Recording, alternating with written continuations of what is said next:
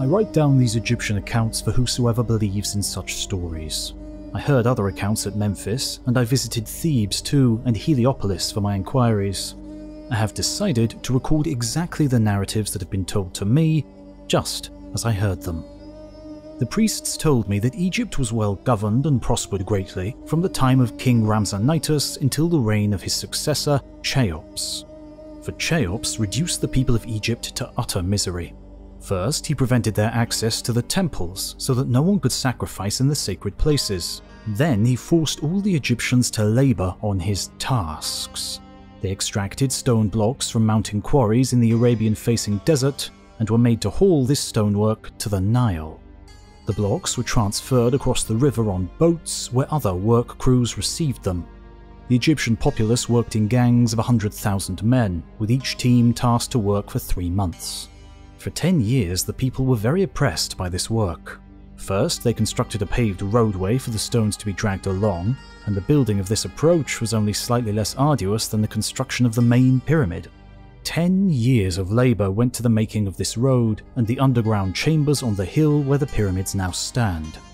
The king intended these chambers to be his tomb, and he directed a channel from the Nile River around his burial place. It took a further 20 years to construct the main pyramid. Its base was made to a square plan, with each side 800 feet long. Then its height was raised to a further 800 feet. The whole outer surface is polished stone that is precisely fitted in place. There is no block visible that is less than 3 feet in length.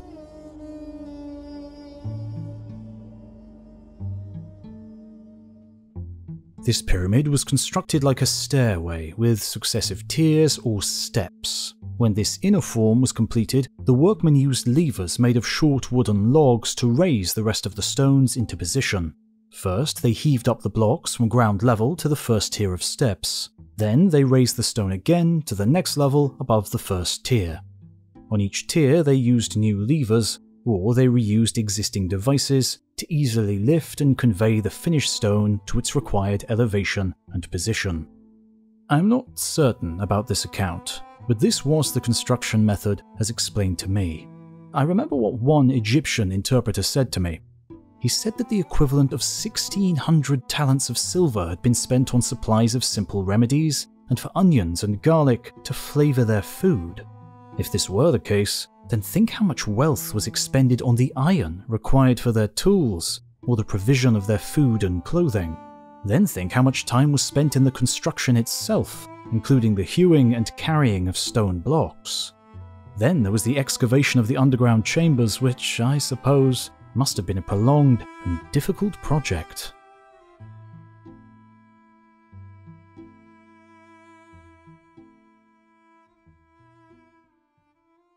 What gift do you get for the God King who has everything?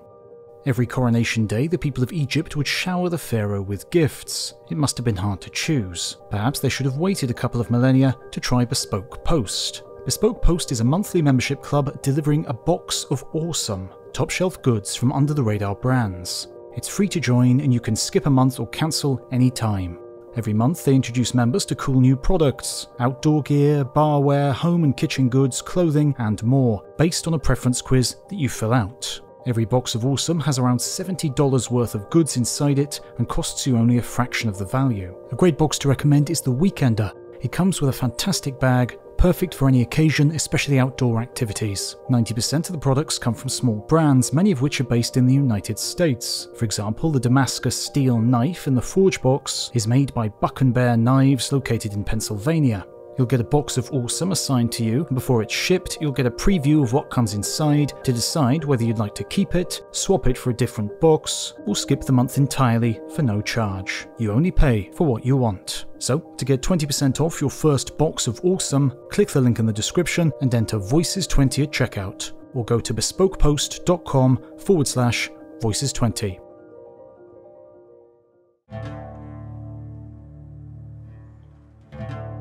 At the time when we visited Egypt, the ruler was King Ptolemy. But for most of its history, Egypt was ruled by native kings. King Chemmis of Memphis ruled for 50 years. He constructed the largest of the 3 pyramids, which are considered to be one of the 7 wonders of the world. The pyramids fill the beholder with astonishment and wonder due to their immense size and the great skill displayed in their construction. They say that more than 1,000 years have passed from the building of this pyramid to our own lifetimes. But other writers claim that the pyramids were constructed more than 3,400 years ago. And after all that time, the stones still remain in position, preserving their original form in a structure that has not collapsed. It is said that the stone from the pyramids was conveyed over a great distance from quarries facing Arabia. It's also claimed that they built mounds to raise the blocks into place, since cranes had not been invented at that time. These construction works must have been on an enormous scale, and yet the surrounding landscape consists of nothing but sand. There's no trace of mounds or evidence for the working of stones. This is remarkable, and it gives the impression that the pyramids were not produced by the slow labour of men. There must have been some sudden creation. They look as though some god had boldly set them down upon the empty sands. Certain Egyptians make a marvel out of these circumstances. They claim that the construction ramps were built from salt or salt-like materials. Then, upon completion, the river was diverted to dissolve the redundant mounds. The construction works were therefore completely effaced without great human effort. However, I do not believe a word of these accounts. The entire material for the mounds was obviously brought in and raised by a massive labour force. Therefore, the same labour force could have removed and taken these materials back to their place of origin. They say that 360,000 men were employed in constructing this pyramid, and the entire structure was completed in 20 years. When King Chemmis died, his brother Khephren succeeded the throne and ruled for 56 years. All writers agree that Khephren built the second pyramid at this site to emulate his predecessor. This structure equaled the first pyramid in the skill of its design, but it was smaller, since the length of its base was only a stade on each side. An inscription on the larger pyramid gives figures for the sum expended on its construction.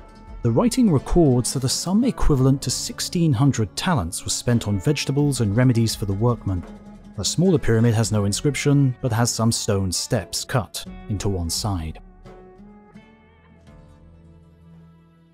These two kings built the pyramids to serve as their tombs, but when the time came, neither of them were buried in these structures. For the multitudes had suffered great hardships in the building of these monuments, and they were filled with anger towards their kings due to many cruel and violent acts. Therefore, they openly threatened to tear apart the bodies of those who had made them suffer and cast their remains out of their tombs. Consequently, when each ruler lay dying, he bid his close kinsman to bury his body secretly in an unmarked place. The third pyramid is far smaller than its predecessors, but it far surpasses them in the skill of its construction and the great cost of its stonework. The base length of each side of this pyramid is 3 plethra. On the north side of this pyramid, there is an inscription stating that its builder was Mycerinus. They say that this ruler was indignant at the cruelty of his predecessors and therefore aspired to live an honourable life devoted to the welfare of his subjects. He built the first 15 tiers of the outer edifice from the Ethiopian dark stone, which can be seen at Thebes, but he filled out the rest of the structure with the same stonework used in other pyramids. There are also 3 more pyramids, each of which is 1 plethrum long on each side. These pyramids each follow the same general construction as the larger examples, except for the smaller dimensions. The Egyptians say that these 3 pyramids were built for the wives of the 3 rulers that I have mentioned.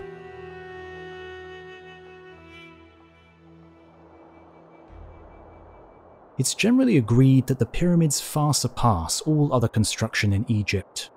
This is not simply due to their massive size, but to the great skill displayed by their builders. In fact, they say that the architects of these monuments are more deserving of admiration than the kings who provided the means for their construction.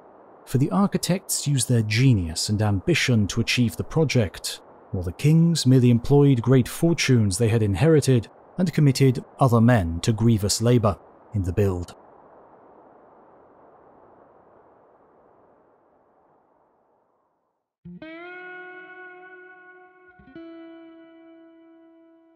When Aelius Gallus was the prefect of Egypt, I accompanied him on a journey along the Nile as far as Syene and the frontiers of Ethiopia. And I visited these places with Gallus while he was in the company of numerous friends and soldiers. Leaving Alexandria, we came to Babylon, where there is a Roman fortress belonging to one of the 3 legions that now guard Egypt. There is a ridge extending down from the encampment to the Nile, where water is conducted up to the camp from the river using wheels and screws. More than 150 prisoners are employed in this work, and from this fort the pyramids can clearly be seen, for they are positioned on the far banks of the river near Memphis. Memphis was the royal residence of the Egyptians. It's close to Babylon and only 3 shuani from the Nile Delta.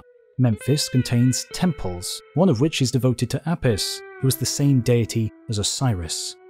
This place is very sandy due to the dunes that are continually being heaped up by strong winds.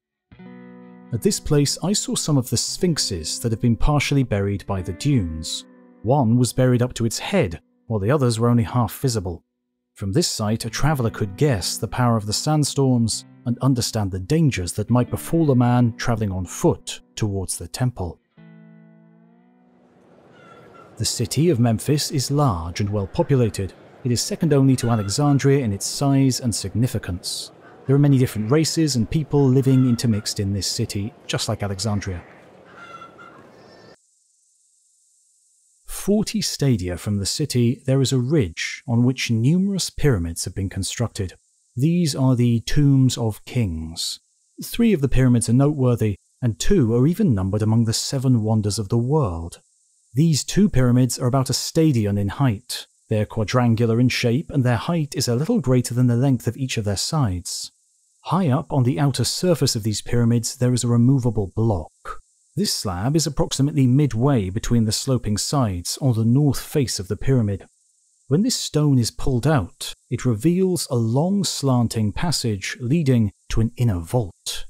These 2 pyramids are positioned close together and were constructed on the same level, but further up the sloping ground there is another pyramid which is much smaller than the other 2.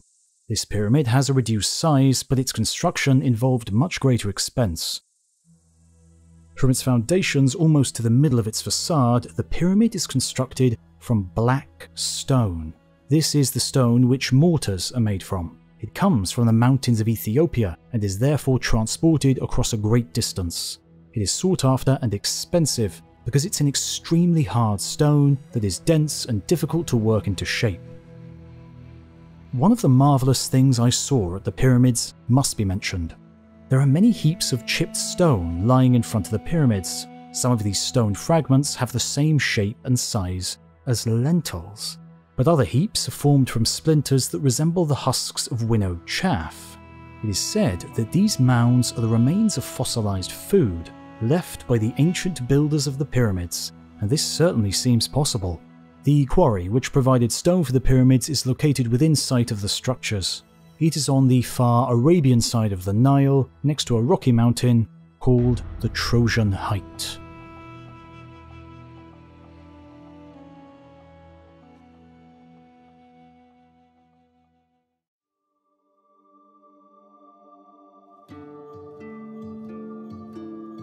I must mention the pyramids of Egypt, but only for the sake of curiosity, for they are a superfluous and foolish display of wealth on the part of the Egyptian kings. It's generally thought that these rulers only built the pyramids to deny funds to their successors, or to hinder those who were plotting against them, or else to keep the common people occupied. The kings displayed great and meaningless vanity in these enterprises, and the remains of several unfinished pyramids are still in existence. There is a great pyramid in the district of Arsinoe, and there are 2 at Memphis, not far from the labyrinth which I will describe. 2 more pyramids stand at a site that is now filled by Lake Moeris. This artificial lake is merely a vast excavation, but the Egyptians claim that it is one of their most remarkable and memorable achievements. The points of the pyramids at Lake Moeris are said to tower above the surface of the water. The other 3 pyramids are at Memphis, and their fame has reached every part of the world. These structures are immediately visible to people travelling along the Nile in either direction. They stand on a rocky elevation in the desert on the African side of the river. Nearby is a village called Busiris, where the local people are well practiced at climbing up the pyramids. The Sphinx stands in front of the pyramids. This object deserves to be described more than the pyramids, yet the Egyptians pass over it in silence. The inhabitants of this region regard it as a deity. They believe that King Harmaeus is buried inside it, and the entire stone edifice was transported to this site. but the Sphinx was in fact carefully fashioned from the native rock. The face of this monstrous creature is painted with red ochre as a sign of reverence. The circumference of the head when measured across the forehead is 102 feet. The length of the monument is 243 feet, and its height from its stomach to the cobra on top of its headdress is 61 feet. The largest pyramid is made of stone taken from quarries on the Arabian side of the Nile. It is said that 360,000 men took 20 years to build it. The time taken to build all 3 pyramids was 88 years and 4 months. The following authorities have written about these structures: Herodotus, Euhemerus, Diodorus of Samos, Aristagoras, Dionysius, Antisthenes, Demetrius, Demoteles, and Appian. Not all of these writers agree which kings were responsible for what constructions. Justice has therefore intervened, and the kings who aspired to the greatest displays of vanity have had their names confused or forgotten. Some of the writers record that 1,600 talents were spent on radishes, garlic, and onion for the workers.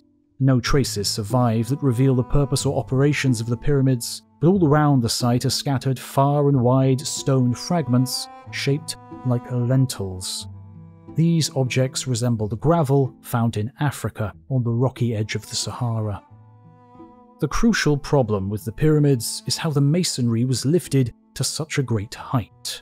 Some think that ramps of soda and salt were piled up against the structure as it was built. Then, after its completion, those ramps were dissolved, flooded by water from the river.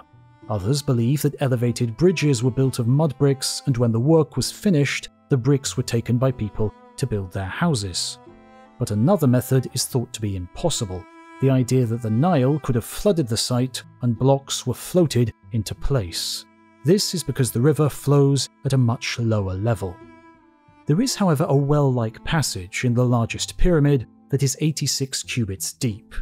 It is said that water from the Nile was conducted into this passage via a channel. Thales of Miletus devised a method to measure the height of the pyramids. He realized that the shadow cast by a structure indicates its relative height. Such are the wonders of the pyramids. But the last and greatest of the pyramids prevents any further speculation involving the wealth and grandeur of kings. For the third pyramid, which is the smallest and most admired, was built for a mere prostitute named Rhodopis. And why should we admire the pyramids of these ancient kings, when Julius Caesar paid 100 million sesterces merely for the ground where his great forum was built?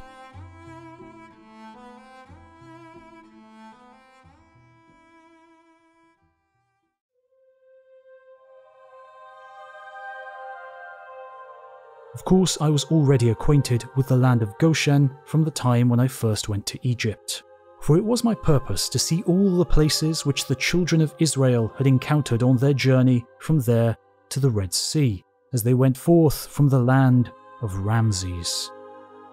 Memphis still contains the palace that holy Joseph often used to visit.